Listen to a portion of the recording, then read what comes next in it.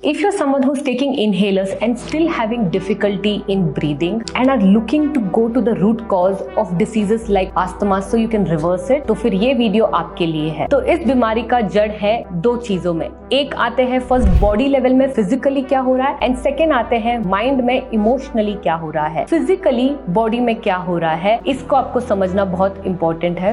तो body level में कोई भी लंग्स के इश्यूज, रेस्पिरेटरी इश्यूज शुरू होते हैं हमारे गट में, हमारे डाइजेस्टिव सिस्टम में। तो हमारे गट में एक्चुअली क्या हो रहा है, जब भी हम कुछ खाना खाते हैं हमारा गट उसमें जो न्यूट्रिएंट्स होते हैं उसको इजीली अब्सॉर्ब करता है और सिर्फ न्यूट्रिएंट्स को ब्लड में जाने देता है, जो भी कचरा और टॉक्सिन होता है उसको बाहर फेंक देता है। बट अस्थमा जैसी बीमारी में क्या होता है, हमारे गट में समथिंग कॉल्ड लीकी गट हो जाता है। What is leaky gut? Leaky gut ये है जो हमारी ये गट लाइनिंग है उसमें थोड़े थोड़े छेद हो गए हैं। तो उस छेद की वजह से जो कचरा होता है वो एक्चुअली पास होके ब्लड में चला जाता है, जिसको हम टॉक्सिन्स, एलर्जीज, एलर्जेन ये सब बोलते हैं। ये सब कुछ हमारे ब्लड में चला जा रहा है जो एक्चुअली बाहर कचरे की तरह फेंका जाना चाहिए। तो ये सब कुछ हमारे बाकी जगह बॉडी में स्पेशली लंग्स और रेस्पिरेटरी सिस्टम में जाके वहां पे ट्रिगर करते हैं और तब हमें जाके बीमारी जैसे अस्थमा और सांस ना ले पाना इजिली वो सब कुछ होता है। तो